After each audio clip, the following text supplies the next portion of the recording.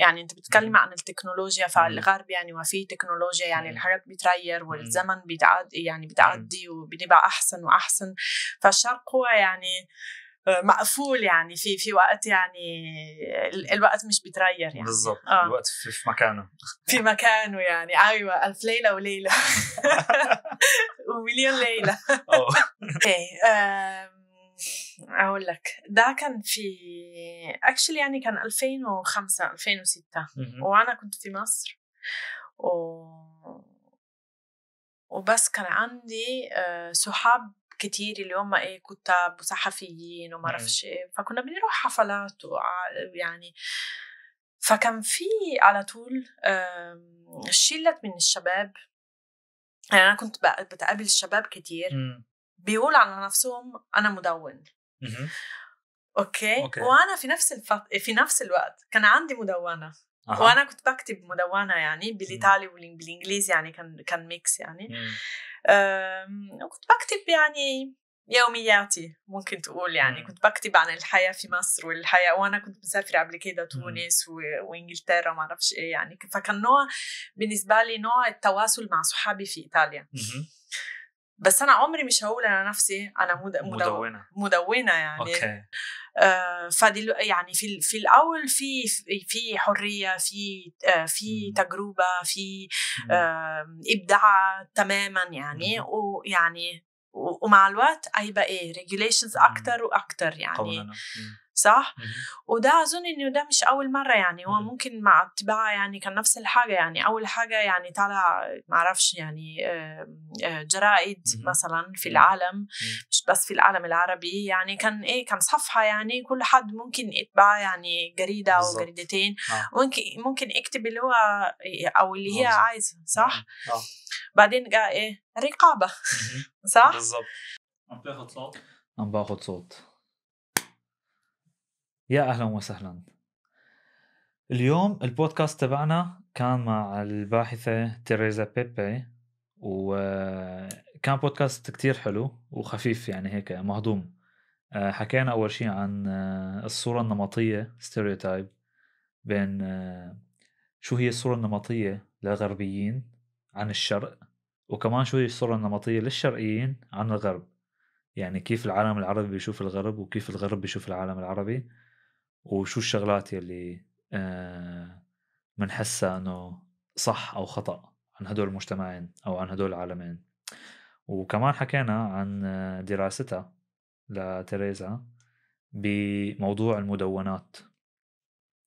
المدونات هي رح تشرح لنا شو يعني مدونات وعن شو درست هي بس كان حديث كتير ممتع المقارنة بين المدونات ببداية الألفينات وكيف صارت السوشيال ميديا هلأ شو كان تأثير المدونات وشو بنتوقع أنه يكون تأثير السوشيال ميديا شو الفرق بين أنه الواحد يشوف فيديو على تيك توك أو على إنستغرام أو أنه يقعد ويقرأ قصة قصيرة أو مدونة أو يوميات شخص. فمقابلة كانت ممتعة جدا خفيفة ظريفة. بتمنى أنه إذا عجبتكم تشاركوها مع أصدقائكم وحتى إذا ما عجبتكم كمان شاركوها بجوز حدا غيركم تعجبه. لايك شير سبسكرايب يعني هاي الشغلات كتير بجوز ما تعني لكم أنتو بس تعني لنا إحنا كتير لأنه هي اللي بتخلينا نقدر نكمل. كتير بهمنا أنه تكتبوا التعليقات تبعكم لأنه من خلال تعليقاتكم نحن بنعرف كيف نكمل وين نروح. شكرا كتير. كان معكم أنا علاء سامي من بودكاست غربيين وخلينا نبلش. احنا جاهزين. انت ايه الأسئلة اللي في بالك؟ انا ما فيش في بالي أسئلة هسألك وانت هتجاوبيني. ماشي نشوف العربي يطلع ازاي. نشوف. اوكي. انت لما قريتي عنوان البودكاست بتاعنا غربيين توقعتي ايه او شو اللي فكرتي فيه؟ لا استغربت يعني انه كان عندي فضولية هو ليه اسم الغربيين يعني. انا فكرت اول حاجة فكرت وانا معناه اني انا غربية يعني. ولو انا غربية معناه انه على شرقي يعني هو وشرق لمين وغرب لمين يعني كان كده يعني الأسئلة اللي كان في بالي يعني. فكنت عايزة أسألك هو ليه يعني عنوان للبودكاست. هلا هو صح، أنا شرقي. أنت شرقي. أوكي. وأنت غربية. أوكي. هي الفكرة بتاعت اللي كنا بنفكر فيها إنه بالنسبة لنا الشرقيين فبنتكلم عن كل أوروبا وأمريكا الغربيين، عشان هم أول شيء غرب، يعني جغرافيا غرب الشرق الأوسط، وبعدين الطرف الثاني من المعادلة، يعني الحتة الثانية اللي إحنا بنسمع عنها كتير بس دائما في ضعف تواصل، أو دائما التواصل مش مزبوط 100%. فنحن بنتخيل حاجات عن الغرب والغرب بتخيل حاجات عننا إحنا كشرقيين. بعد الاستشراق بتاع إدوارد سعيد بعد دي الحتة دي أوضح بالنسبة للجهتين. علشان كده الفكرة بتاعت البرنامج إنه نجيب الغربيين يلي بيدرسوا الشرق ونفهم منهم هم بيدرسوا إيه وكانوا مهتمين بالشرق ليه واهتموا في اللغة العربية ليه والدراسات بتاعتهم كانت عن إيه وإيه النتائج اللي جت من الدراسات دي. فهي دي الفكرة يعني بشكل عام. تمام كده واضح يعني. أنا بس حاسس إنه يعني لو يعني أنا يعني مش هروح الواحد أقول وأنا غربية يعني ده بحس إنه يعني غرب وشرق يعني هما الاثنين في نوع من الستيريوتايبس ونوع من التعقدات يعني إنه بالضبط مش بحب يعني أستعمل الكلمتين الاثنين يعني إنه في نوع من الاستشراق بس في نوع من الاستغراب كمان. يعني أنا أحب إن إحنا يعني كلنا يعني جزء يعني ناس في العالم يعني والعالم كبير وما فيش يعني directions يعني كلام اوكي. اوكي هسألك سؤال بقى، ايه الستيريوتايبس اللي بتتوقعيها انت الشرقيين بيعرفوها عن او بيفكروا فيها عن الغرب؟ ده سؤال جميل جدا.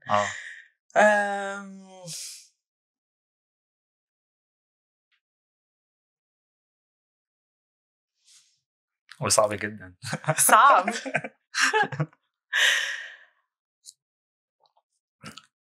كان في واحد أستاذ في الجامعة كان بيقول إنه هو يعني مثلا غريب للشرقيين يعني إن هم بيفكروا إنه مثلا الناس عندهم كلاب في البيت. فده حاجة يعني حاجة غريبة يعني ده بتاع الغرب.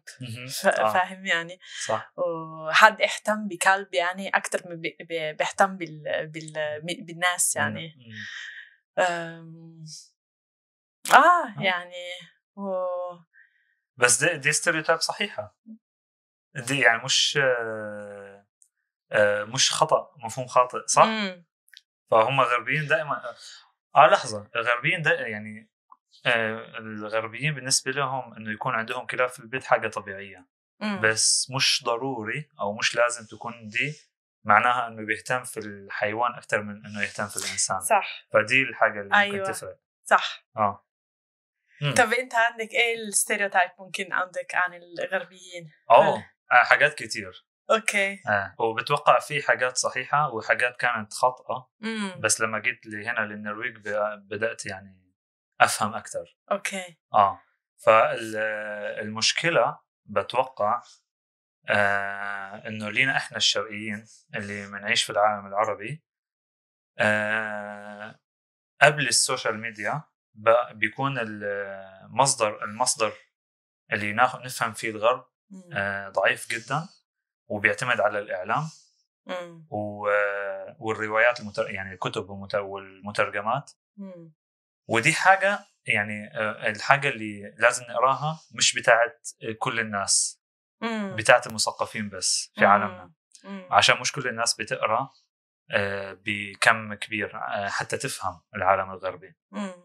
بيفضل الإعلام اللي هو كان موجود قبل السوشيال ميديا، وده هو المصدر الأكبر اللي بناخذ فيه معلومات.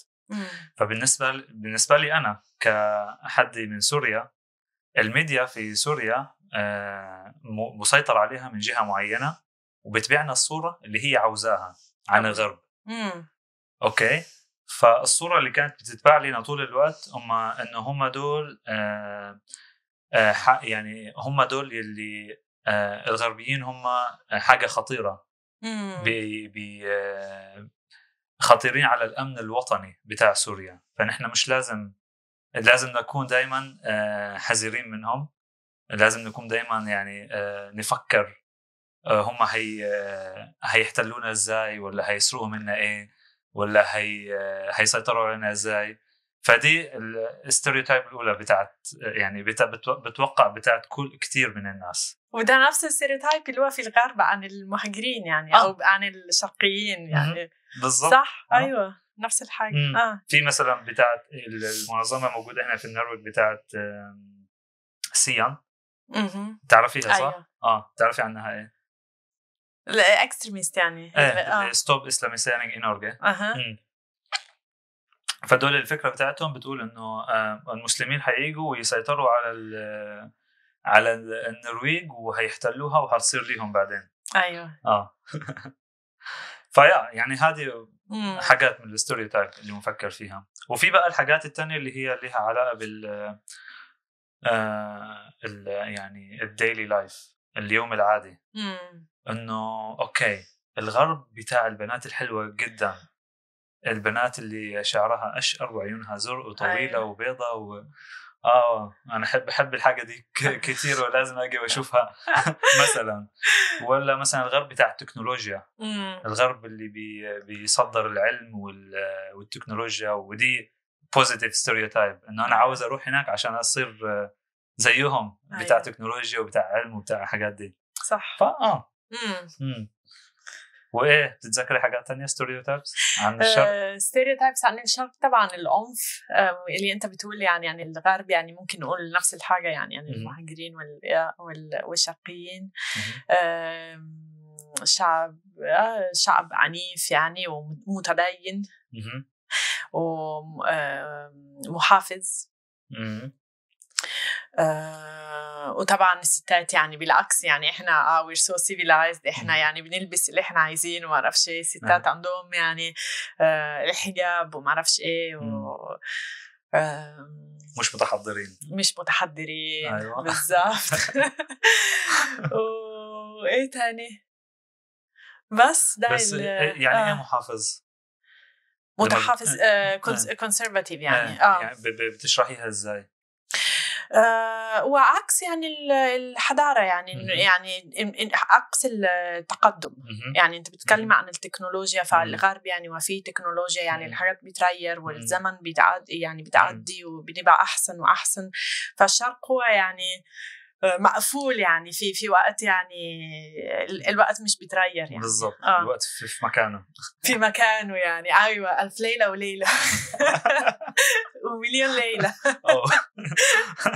أوكي. فده بيخليني أنا يعني أسألك سؤال، هو لو كانت الستيريوتايب دي صحيحة بالنسبة لك، يعني لو كنت أنت أول ما نشأتي يعني لما كان عمرك 10 15 20 سنة بتتخيلي العالم العربي كده مثلا، انت ايه اللي خلاك تهتمي في العالم العربي واللغة العربية؟ حلو السؤال. انا اول حاجة يعني هو بصي في ايطاليا يعني وانا من جنوب ايطاليا، انا من نابولي. يعني احنا عرب يعني. فاهمي ازاي يعني؟ احنا يعني بالنسبة لنا العرب يعني عايشين معنا. فاهم يعني لو انت بتشوف صقلية، يعني صقلية كانت يعني كانت بلد عربي. ونابولي ويعني فأول حاجة يعني دي مش ثقافة غريبة يعني بالنسبة لي. والتاني حاجة أنا كنت بعشق الأدب. أنا كنت بقرأ روايات وقصص قصيرة وما أعرف شيء. فيعني already الأدب بتدي يعني وجهة النظر إن هو مختلف عن الميديا. بس طبعا يعني كان وقت طبعا لما أنا بدأت الدراسة يعني دراسة اللغة العربية وما أعرفش إيه، كان وقت 2000، فكان وقت الانتفاضة مثلا في فلسطين، وطبعا توين تاورز ما أعرفش إيه بعد كده يعني. فكان على طول المنطقة العربية كانت مثير اهتمام. للاهتمام يعني في الإعلام. بس أنا يعني ما كانش عندي الستيريوتايب إن هم دول الشرقيين، كان عندي فضولية يعني، بس مش ستيريوتايب. وأنا مش حاسة يعني إن الناس اللي حواليا يعني كان في يعني الستيريوتايب كان قوي جدا يعني زي ده يعني. عشان المجتمع اللي كنت عايشة فيه في عرب كتير. في عرب يعني، وبعدين الثقافة مش مختلفة يعني أو يعني الناس في الشمال إيطاليا بيقول علينا يعني في الجنوب نحن يعني متحفزين يعني. أوكي. فيعني بس دلوقتي في نابولي أنا مشيت نابولي جميلة. فالعرب كتير هناك إزاي، وطبعا ده مش موضوع الحلقة بتاعنا، بس أنا عاوز أفهم إزاي بيتعامل النابوليين يعني الإيطاليين اللي من نابولي مع العرب المهاجرين. في اختلاف بال كلاس فورشل طبقي، في اختلاف طبقي طبعا في اختلاف. بس أنا أظن نابولي بالذات يعني هو على طول يعني في ثقافة الهجرة، يعني إن هم الناس بالنابولي نفسهم كانوا مهاجرين قبل كده وطول عمرهم يعني مهاجرين.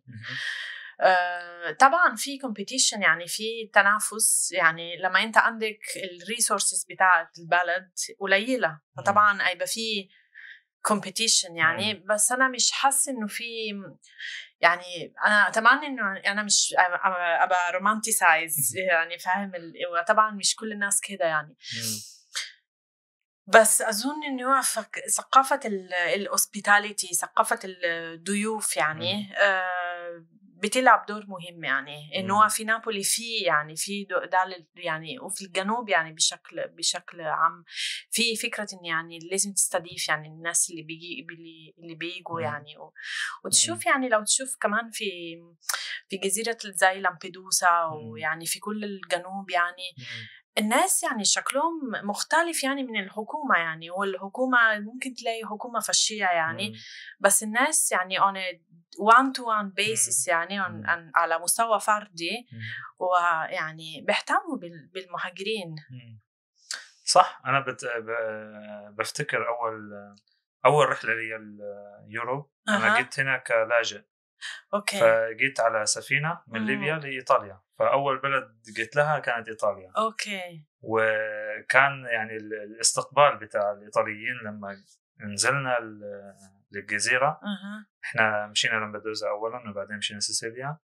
يعني الناس كانت بتستنانا بالأكل وبالملابس وبالملاجئ جاهزين يعني أهلا وسهلا. وأنا استغربت جدا وقتها علشان كنت بقرأ في المدونات اللي هنتكلم عنها دلوقتي انه ردوا بالكم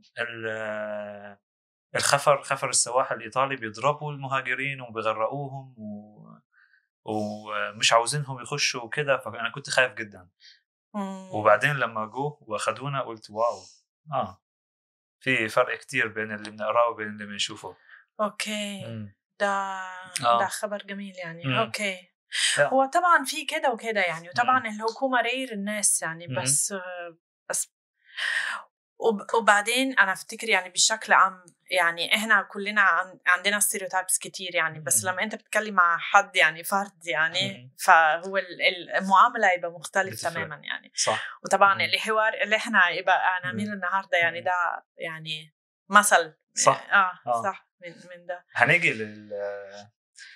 للمدونات. بس قبل ما أجي المدونات عاوز أعرف بسرعة اتعلمت اللغة العربية إزاي؟ أنا كنت طالبة في معهد في نابولي اسمه لورينتالي اللي هو المعهد اللغات الشرقية. فدرست هناك 5 سنين على بعض. كان باشلر وماجستير في الأدب المقارن comparative literature عربي وإنجليزي. وبعدين عشت في تونس. ده كان أول مرة زرت أول بلد عربي زرت. ده كان 2004. وبعدين عشت في مصر 5 سنين على بعض 2005 لغاية 2010 وبس. وبعد كده جيت النرويج. ما شاء الله. بقيت أتكلم عربي أكتر من نرويجي في النرويج. جميل. أحسن، أنا بتهيألي أحسن. صح. أوكي. أنا هديكي اسم عاوزاكي تقولي لي القصة بتاعت الاسم ده. أوكي. أمينة عبد الله عارف العمري. مدونة سورية. مش عارف، أنتي بتعرفي أكتر. أمينة عبد الله عارف العمري. فاكرة الاسم ده؟ أيوة هو ده. هي القصة المدونة السورية صح؟ قصتها إيه ده بقى؟ ده كان قصة فظيعة يعني. ده كان قصة بتاع مدونة زهرة في سوريا. أظن في 2000 كان 2013 هو 2011. فاكر أنت القصة دي؟ أنا فاكرها. أوكي. فكان المدونة يعني مكتوبة من يعني كاتبة بتقول بسمي نفسها homosexual woman، بنت مثلية يعني. بس فكان كاتبة عن نفسها يعني في سوريا في الثورة وفي الحرب وما أعرفش إيه. فمرة كان في قصة إن البنت دي اختفت. هي بنت مثلية الجنس بدمشق صح؟ وبتكتب عن نفسها في المدونة دي. أيوة. على الإنترنت وفجأة اختفت. أيوة. أوكي. فكان في يعني كامبين يعني معاملة كبيرة يعني عشان يعني لازم نعرف البنت دي فين وإيه اللي حصل وما أعرفش إيه. وكان في NGOs وهيومن رايتس وأمنستي وناس يعني بيتيشنز كتير قوي يعني عن البنت دي. وفي الآخر طلعت إن المدونة كانت مكتوب من شاب اسكتلندي. وكان فيكشن يعني كان خيال. وطبعا الجمهور يعني بقى زعلان جدا يعني. بس أنا كتبت عن القصة دي عشان هو بالنسبة لي كان مثل يعني كان مثل لطريقة إنه ممكن نستعمل المدونات يعني إنه في ناس كتير بيفكروا إن المدونات هي يعني ميديا حقيقي يعني ممكن نعرف يعني هم بيكتبوا عن الوضع يعني بشكل صريح ويعني يعني إيه مدونات أولا؟ مدونات البلوجز يعني هي لو بتشرحيها هيك كده. وصفحة يعني على الإنترنت مكتوبة كده زي انتريس يعني زي يوميات. بس بتظهر يعني هي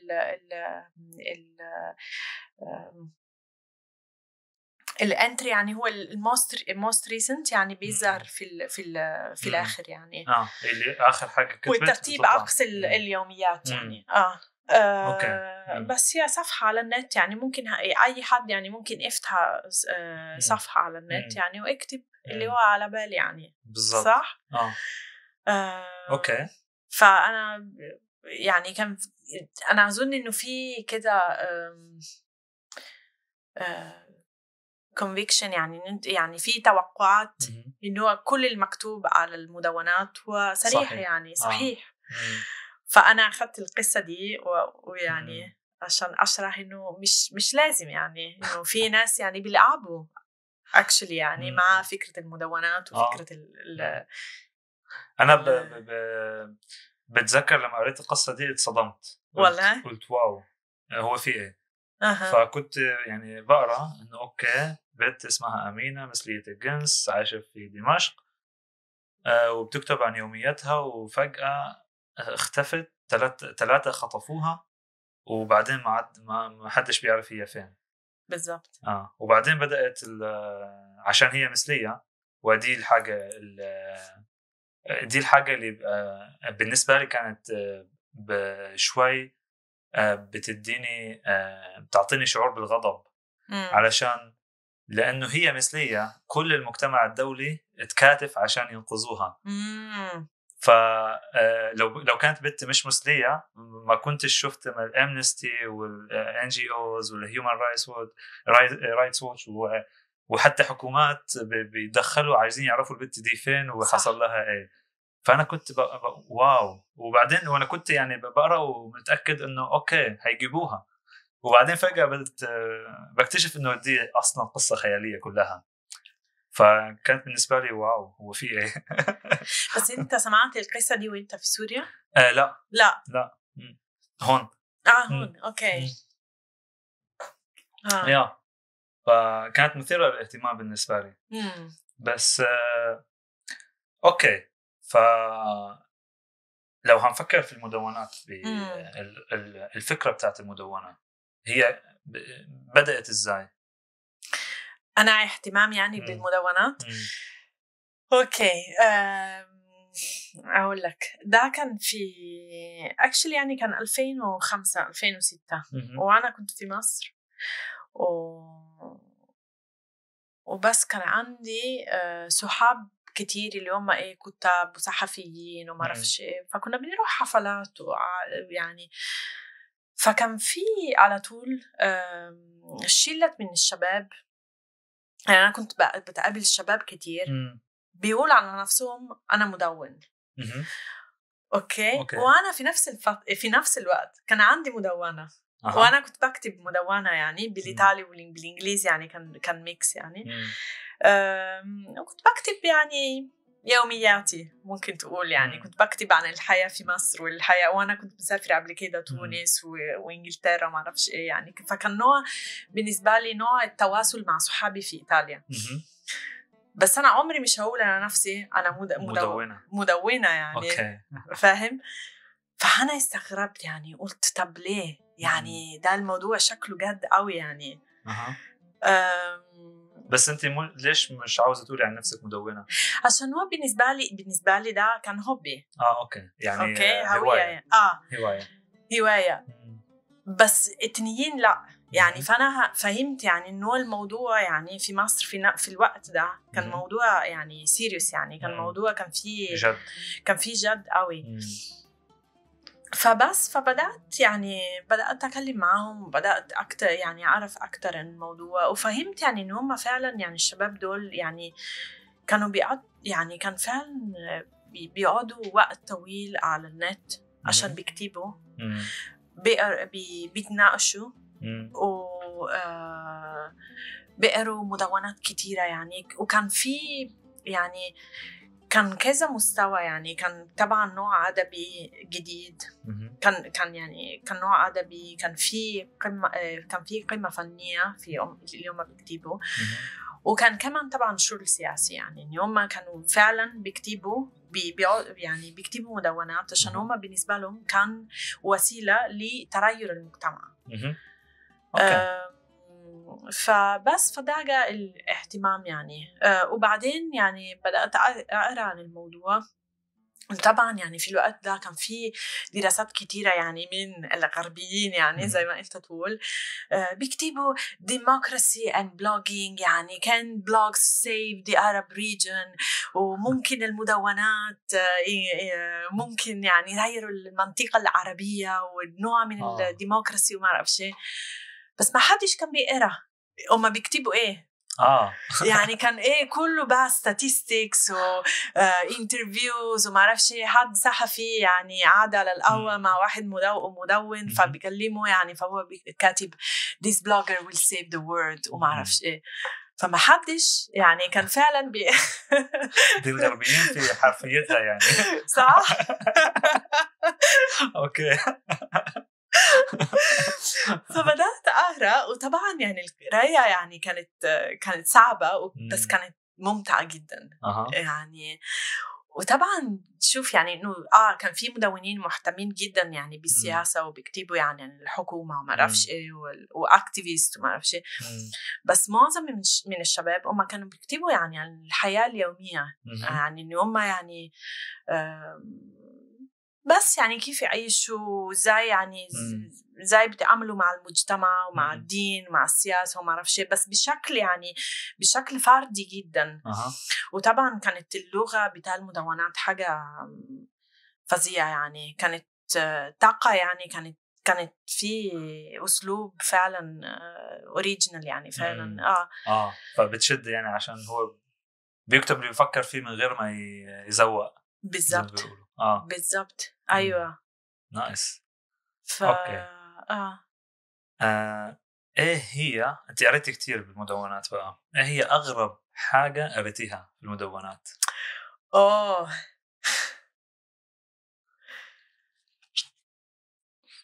اغرب حاجة بتفكر ايه باغرب يعني حاجة بالنسبة لك كانت غريبة انه مش عارف يعني شدت لك انتباهك يعني انه اوكي هو بيحصل ايه هنا؟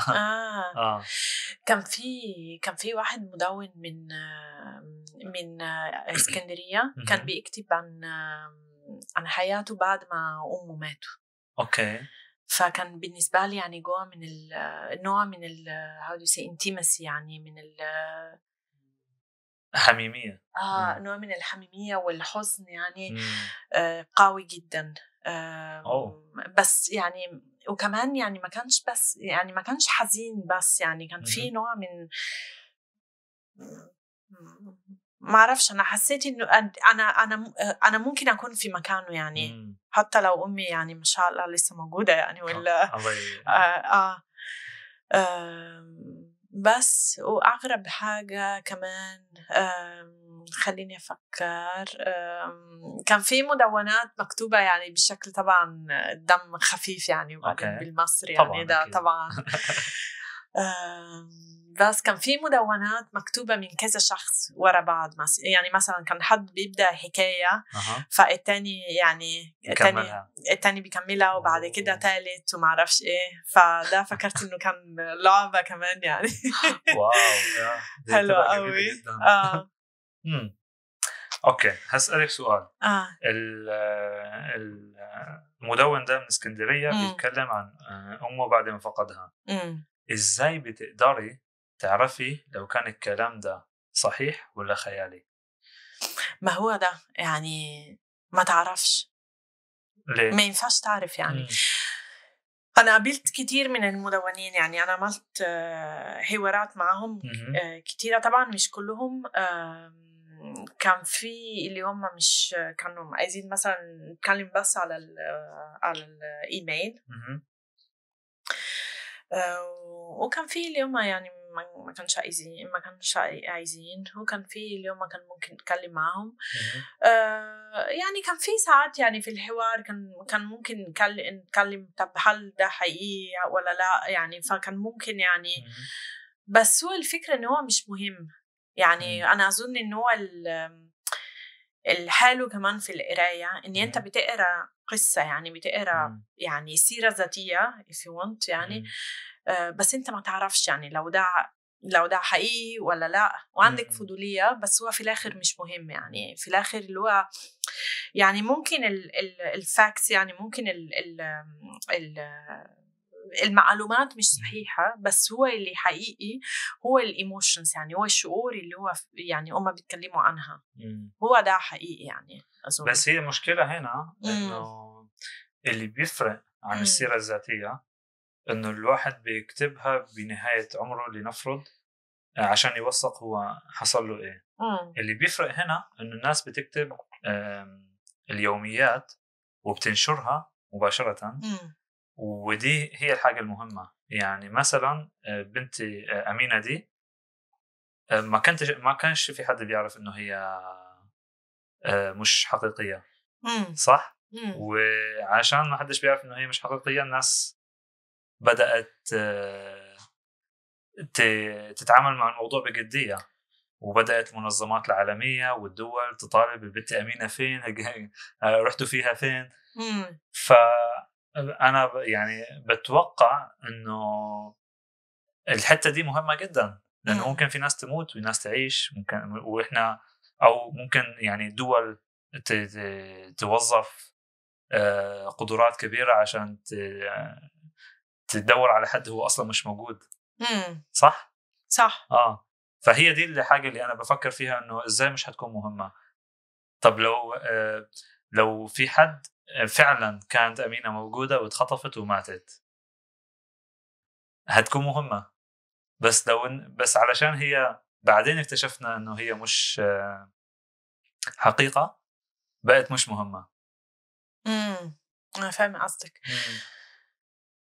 بس انا ما اظنش انه المدونات يعني هو اللي يخلي حد يموت ولا ما يعني ولا مش هيموت.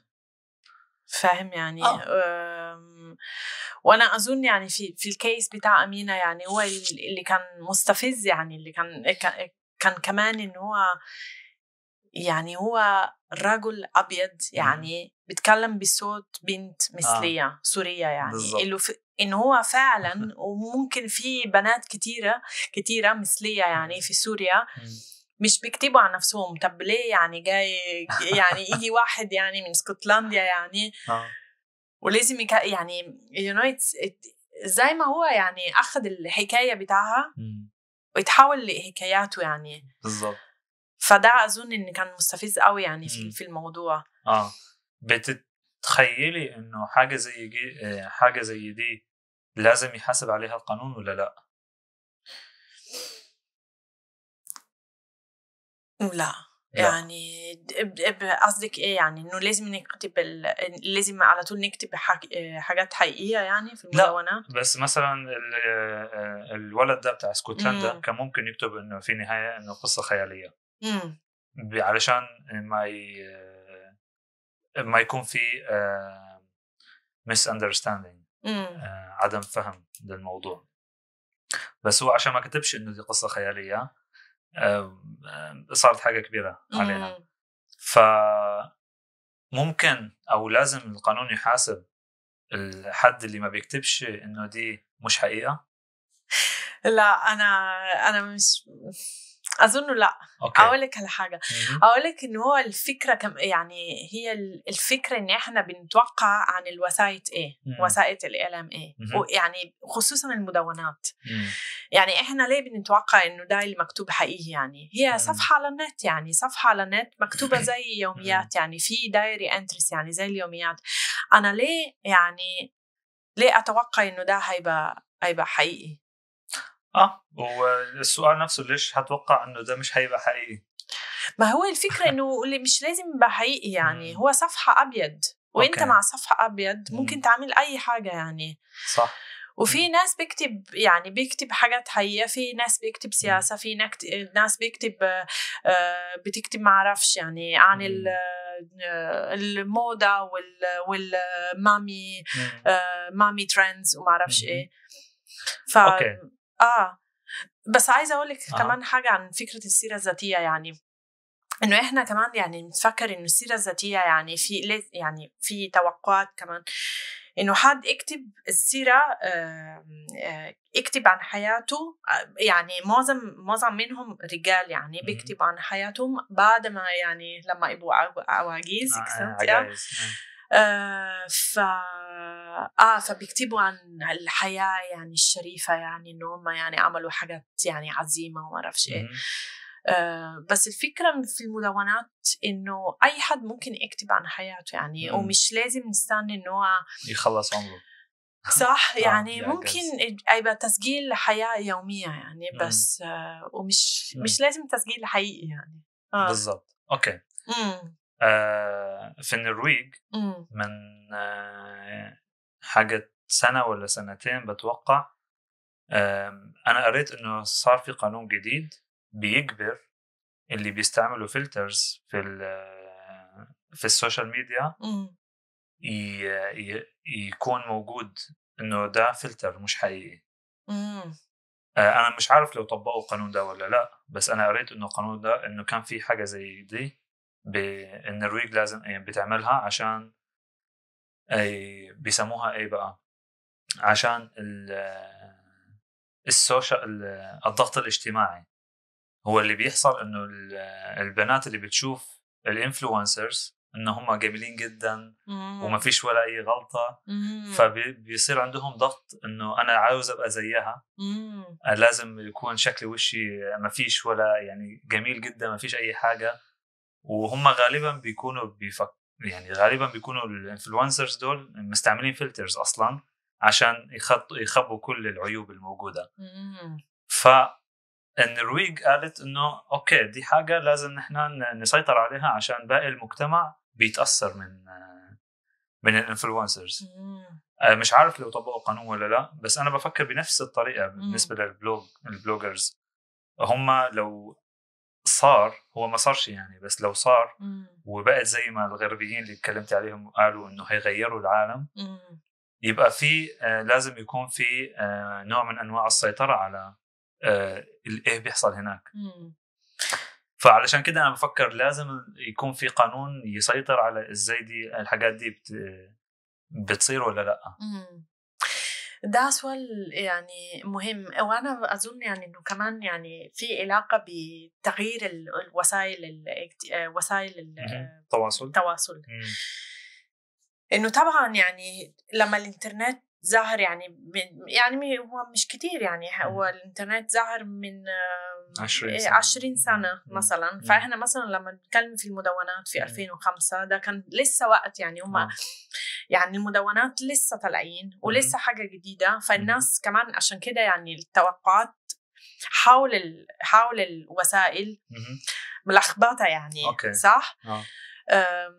بس إنين يعني أنا أظن إن إحنا اللي بنشوف دلوقتي اللي هم يعني في تطور في التكنولوجيا، وعشان كده في تطور في الريجوليشنز. صح؟ بالضبط. يعني في الأول في حرية، في تجربة، في إبداع تماما يعني. ويعني ومع الوقت هيبقى regulations أكتر وأكتر يعني. صح؟ وده أظن إنه ده مش أول مرة يعني، هو ممكن مع الطباعة يعني كان نفس الحاجة يعني. أول حاجة يعني طلع معرفش يعني جرائد مثلا في العالم، مش بس في العالم العربي يعني. كان صفحة يعني كل حد ممكن يتبع يعني جريدة أو جريدتين، ممكن يكتب اللي هو أو اللي هي عايزة. صح؟ بعدين جاء رقابة. صح؟ بالضبط. فهو الرقابة يعني كان نوع سيطرة عن الإبداع. يعني أظن إنه كله ده طبيعي يعني. وكمان يعني اللي يعني للأسف يعني اللي أنا كتبت عن المدونات مش لازم بزايدة النهاردة. فاهم يعني. ودلوقتي already يعني بعد 10 سنين هو المدونات يعني مش اختفت تقريبا. اختفت. وكمان يعني أنا أظن الأسلوب يعني اللي أنا بكلم عنها يعني الأوتو فيكشن وتخيل الذاتي، وكمان الأسلوب يعني في اللغة هو لسه موجود، بس اتنقل للفيديوز للبودكاست، مدونات صوتية أو للإنستغرام. يعني التكنولوجيا بتغير يعني. بالضبط. بس ممكن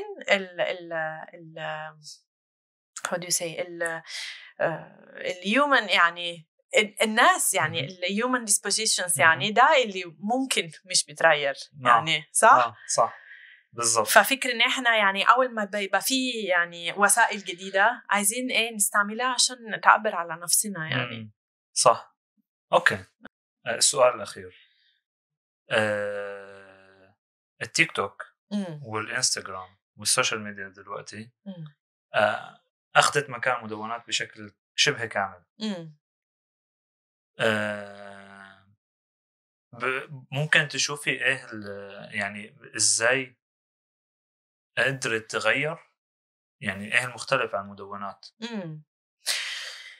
اللي هو مختلف هو الزمن يعني التيمبو بتاع السوشيال ميديا زي انستغرام وتيك توك. هو المدونات كمان كان أظن إن كان ده وقت التأمل، وقت التفكير، وقت الإبداع يعني. وكمان كان وقت إن الشباب كان مثلا بيكتبوا وهم على اللابتوب أو على الكمبيوتر في البيت. ففاهم، فانت قاعد في البيت وبتكتب ساعتين، بتكتب ساعة، بتقرا مدونات تانية، بترد على ناس تانية وما اعرفش ايه. التاني يعني انستغرام وتيك توك اسرع بكتير، فاهم يعني ما فيش وقت، يعني في طبعا في نفس الانتراكشن، في نفس الابداع، بس التيمبو مختلف. وكمان اللي بنشوف اللي هو الفيجوالز، يعني الصور اللي هي كانت موجودة على المدونات اوريدي يعني بشكل ما، ده بقت أهم يعني في السوشيال ميديا زي إنستغرام وتيك توك يعني. وكمان فكرة الصوت، يعني هو ما اعرفش يعني بالعربي بنقول مدونات صوتية يعني. ففي مدونين كتير اللي هم كانوا بيكتبوا يعني مثلا على النت، يعني على مدونة مثلا تحولوا إلى مدونة صوتية كمان، يعني إنه كمان يعني فكرة إن أنت مش لازم تقعد وتقرأ، بس ممكن يعني تسمع المدونات وأنت بتعمل حاجات تانية يعني. فأظن إنه هو يعني كمان يعني لو إحنا إجين يعني بنفكر في تغيير الوسائل الاجتماعية يعني وسائل الإعلام، فده يعني الاتجاه اللي إحنا يعني بنشوف دلوقتي، يعني اتجاه أكتر يعني للفيديو والأوديو. أوكي، إزاي مع تطور التكنولوجيا واستعمال وسائل التواصل الاجتماعي، إزاي الحالة دي بتحدد يعني بتخلي الإبداع أقل؟ مش لازم أقل، مش لازم أقل يعني. أظن إنه مختلف يعني.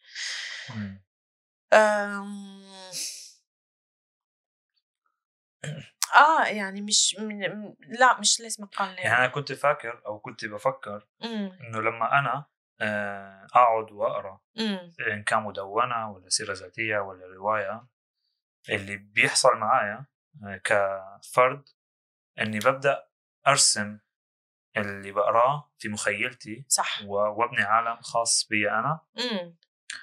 وتقريبا هبقى أنا الوحيد اللي يعرف العالم ده. عشان يعني أي قصة بقراها ببني لها عالم، بحدد الشخصيات بتاعتها. أنا اللي بحدد مثلا البنت دي هتبقى شكلها إزاي، الولد اللي في الرواية دي هيبقى شكله إزاي، هم هيبقوا ساكنين فين، هيأكلوا إيه، هيشربوا إيه، الجو هيكون بارد ولا سخن. في حاجات كتير بتكون مش مكتوبة بس أنا اللي ببنيها في مخيلتي. صح. ودي بتعزز الإبداع عندي، وبتعزز الحتة بتاعت إني أكون أستعمل المخيلة بتاعتي بشكل أكبر. ولكن بالتيك توك حتى بالمسموع بيبقى ده محدد أكتر. عشان مثلا لما بشوف فيديو أنا خلاص كل حاجة مرسومة قدام، أنا مش لازم أرسم أي حاجة. ولما بسمع برضو نبرة الصوت بترسم حاجات، بترسم لي حاجات، وإزاي بيقول الشخص القصة بتاعته كمان بترسم لي حاجات. مش لازم أنا أكون أتعب نفسي برسمها. فأنا كنت بحس إنه دي الفرق ده هو بيحدد من الإبداع أو من القدرة على بعد كده إنه الواحد يكون عنده مخيلة أوسع، إنه يبدأ يعمل حاجات فيها إبداع أكتر. أنا معك تماما يعني. وأنا عشان كده كمان بحب القراءة يعني. أنا بعشق الروايات والقصص قصيرة والشعر يعني. بس هي الفكرة إنه كمان يعني لو تاخد صورة يعني هي مش لازم تبقى مباشر، مش لازم تبقى مباشرة يعني. المعنى قصدي مش لازم يبقى دايركت مباشرة. إنه أنت ممكن تشوف صورة، أنا يعني ما فكرتش قوي في الفيديو يعني، بس نقول إنه كتاب كله معمول يعني من الصور. كمان يعني هو إنه هو الانتربريتيشن يعني إنه هو التحليل بتاع الصور ده يعني ده يبقى كله خيال يعني. بس في خط مرسوم مش هتقدر تطلعي عنه يعني في حاجة المين لاين يعني هو واضح بالنسبة لك عشان الصورة رسمها. انت ممكن بقى تضيفي حاجات بس مش هتبقى زي لما بتقري نص مجرد. بس ممكن تقول نفس الحاجة عن القراءة، يعني إنه النص مكتوب، فاهم؟ يعني الكلام مكتوب، فأنت بتشتغل بالفيجوال، يعني بتشتغل بصور بصورة، أنت بتعمل العكس، يعني أنت عندك صورة بس أنت في بالك بتشتغل عن طب ممكن أيوة أوكي، أنت بتقصدي لما يكون الكتاب صور بس مثلا أوكي. بس ده تغيير، يعني إحنا أظن إن إحنا عندنا كمان يعني توقعات إنه هو الكلام هو أقوى، يعني في ثقافة عالية يعني بالكلام، يعني بمقارنة الصورة يعني وده يعني أظن إنه ده تغيير جاء يعني مع الحداثة يعني والوسائل يعني زي الطباعة بس مش لازم يعني أنا خليني نفكر يعني في الموضوع. لازم تفكر. أنا كنت عاوز أتكلم معاكي برضو عن أنت كنت عاملة دراسة عن أزمة المناخ في العالم العربي والروايات المتعلقة بالمناخ وإزاي الأدب العربي يتعامل مع الأزمة دي. بس ده موضوع طويل جدا مش هنقدر نتكلم فيه دلوقتي، فممكن نأجله لمرة تانية. تمام. يعني نخلص حديثنا عن المدونات دلوقتي. تمام. أوكي، فسؤالي الأخير هو لو أنت عاوزة تعملي نفس الدراسة بتاعتك دي عن السوشيال ميديا هتركزي على إيه الحاجات اللي بتحسي أنت إنها دي مهمة نفهمها؟